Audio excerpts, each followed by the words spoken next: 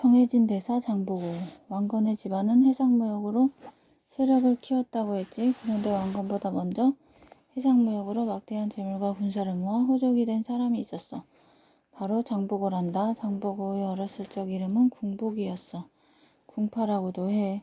활을 잘 쏘는 사람이라는 뜻이란다. 장보고는 당나라로 건너가 군인이 되었는데 어느 날 해적에게 잡혀와 고생하는 신라 사람들을 보았어. 그는 군인 노릇을 그만두고 신라로 돌아와 흥덕왕을 찾아가서 신라 사람을 납치해가는 당나라 해적을 막아야 한다고 힘주어 말했어. 왕은 그에게 군사 1만 명을 주어 완도에 군사기지인 진을 설치하고 해적을 소탕하게 했어. 진의 이름은 청해진이라 했지. 청해진 덕분에 해적은 완전히 자취를 감추었단다. 그 뒤 청해진은 군사기지인 동시에 신라와 일본, 중국을 연결하는 해상무역 기지가 되었어. 장보고는 남해와 항해를 주름잡는 실력자로서 청해진 대사라고 불렸단다. 이때 수도 금성에서는 왕위를 둘러싸고 치열한 싸움이 벌어졌어. 그런데 싸움에서 진 김우징이 청해진으로 피신해 왔단다. 김우징은 자기를 도와주면 자기 아들과 장보고의 딸을 결혼시키겠다고 약속했어. 장보고는 김우징을 도와 그를 왕위에 오르게 해주었지. 이 사람이 바로 신무왕이야. 나이가 많았던 신무왕은 금방 세상을 떠났고 그 아들 문성왕이 즉위했어. 문성왕은 약속대로 장보고의 딸을 왕비로 삼으려고 했지. 그러나 장보고의 세력이 너무 커질까봐 두려워한 금성의 귀족들은 자객을 보내 장보고를 죽이고 말았어. 청해진의 푸른 바다를 주름잡던 장보고는 자객의 손에 쓰러졌단다. 장보고는 지방 호족으로서 중앙 정치에 진출하려다가 실패한 대표적인 인물이야. 어떤 학자는 궁예가 바로 문성왕과 장보고의 딸 사이에서 태어난 아들일지도 모른다고 말하고 있어. 궁복과 궁예라는 이름이 관련이 있으며 치열한 권력 다툼이 일어난 때가 신무왕 때라는 점에서 그렇다고 해. 장보고의 해상활동. 청해진은 중국과 일본에 있는 국제무역 항로의 중간 지점에 자리 잡고 있었어. 청해진은 당 신라의 남해안, 일본의 큐슈를 오가는 배들이 거쳐야 하는 교통의 요지였어. 장보고는 청해진을 기지로 삼아 해상권을 손에 넣고 당 일본 신라를 잇는 중개무역을 이끌었단다. 왕건과 후삼국 통일. 후삼국 시대 초기에는 궁예의 후고구려가 가장 강력했어. 궁예가 죽고 왕건이 등장한 뒤에는 후백제가 가장 강력했지. 그런데 정작 후삼국을 통일한 것은 왕건이 다스리는 후고구려였어. 언젠가 엄마가 물었지. 견훤, 궁예, 왕건 세 사람 중에서 왕건이 후삼국을 통일한 이유가 뭘까? 그러자 세훈이는 이렇게 대답했어. 왕건이 제일 너그러웠기 때문이야. 궁예는 포악했고 견훤은 자식들을 잘못 키웠잖아. 세훈이뿐 아니라 대부분의 사람들이 궁예는 포악함 때문에 망했고 견훤은 자식들의 권력 다툼 때문에 망했으며 왕건은 너그럽고 포용력이 있었기 때문에 성공했다고 생각해. 그런데 그것이 과연 정확한 사실일까? 지금 우리가 볼 수 있는 후삼국 시대를 다룬 역사 기록은 대개 왕건을 주인공으로 하여 왕건에게 유리하게 쓰여진 것들이란다. 때문에 견훤이나 궁예에 대해서는 실제보다 좋지 않게 묘사한 부분이 많아. 그럼 실제 사실은 어땠을까? 오늘은 후삼국의 통일에 대하여 알아보자. 충청남도 논산에 있는 개태사의 거대한 가마솥이야. 이 가마솥으로 1000여 명이나 먹을 수 있는 음식을 만들었다고 해. 개태사가 얼마나 많은 사람들이 드나드는 큰 절이었는지 알 수 있겠지. 개태사는 왕건이 후백제를 무너뜨리고 후삼국을 통일한 기념으로 세운 절이란다.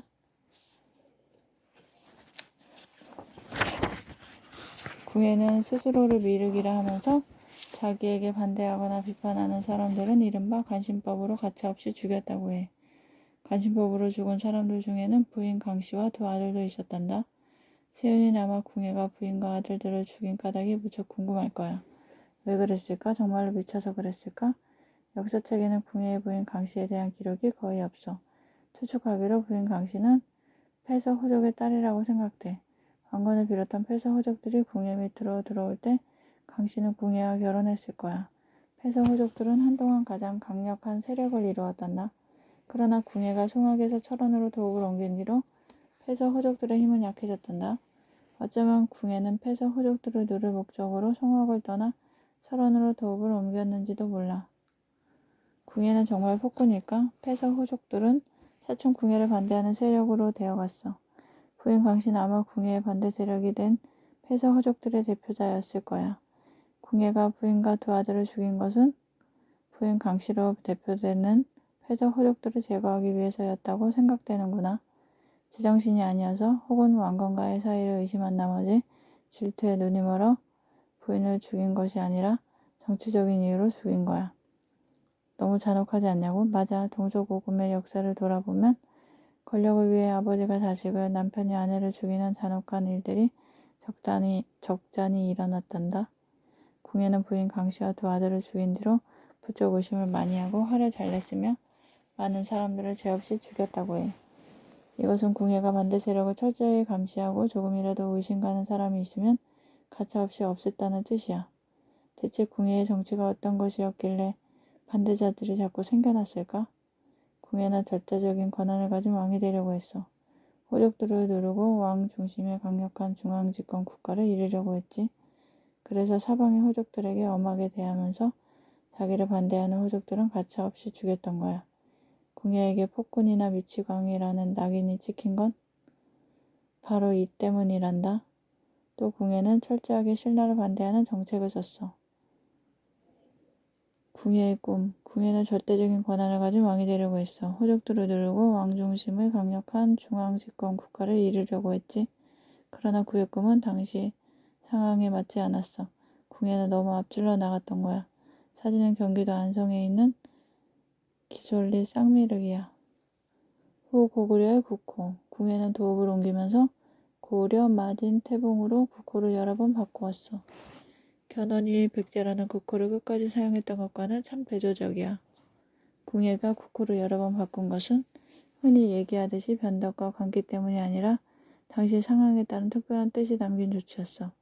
고려는 건국 초기에 옛 고구려 지역의 민심을 잡기 위하여 붙인 국호였지. 마진은 대동방국이라는 뜻인데 고구려뿐 아니라 백제, 신라까지 아우르겠다는 의지가 담겨 있어. 태봉은 서로 뜻을 같이 하여 편히 사는 세상이란 뜻으로 미륵이 다스리는 이상적인 세계를 표현한 것이라고 생각돼. 궁예가 부적사에 걸려있던 신라왕의 초상을 칼로 베었다고 하지? 그건 궁예가 자신의 반신라 정책을 온 세상에 선포하는 행동이었어. 궁예는 노골적으로 신라의 적대감을 나타낸 거야. 궁예의 이러한 점은 왕건이나 견훤과 아주 달랐어. 왕건은 호족들의 권한을 상당히 인정해주고 신라에 대해서는 부드러우면서도 우호적인 태도로 대했지.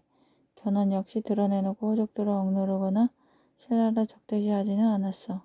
궁예는 신라의 골품제를 없애고 새로운 제도를 시행하려고 했어. 너도 알다시피 골품제는 태어나면서부터 혈통에 따라 신분이 정해지고 그에 따라 나갈 수 있는 관직의 높이가 정해져 있지 않았니? 그런데 궁예는 혈통이 아니라 개인의 능력에 따라 관직에 나갈 수 있도록 제도를 바꾸려고 했어. 골품제 아래에서 특권을 누리던 신라 귀족들은 궁예의 이러한 조치를 매우 싫어했어. 만약 궁예가 통일을 이룬다면 신라 귀족들은 가진 것을 다 잃고 말 테니까. 그러나 궁예가 이루려고 했던 왕 중심의 강력한 중앙집권 국가는 당시 상황에 맞지 않았어. 한마디로 궁예는 시대를 너무 앞서 나갔던 거야. 궁예의 몰락, 궁예의 정책과 태도는 사람들을 반감을 사서 오히려 반대 세력을 더욱 키워주는 결과를 가져왔어. 결국 홍유, 배영경, 신승겸, 북지겸 등이 궁예를 몰아내는 정변을 일으켰단다. 이들은 궁예의 신하로 군대를 지휘하는 최고 장군들이었단다. 바로 여기서 궁예가 별다른 저항도 못하고 쫓겨난 이유를 알 수가 있어.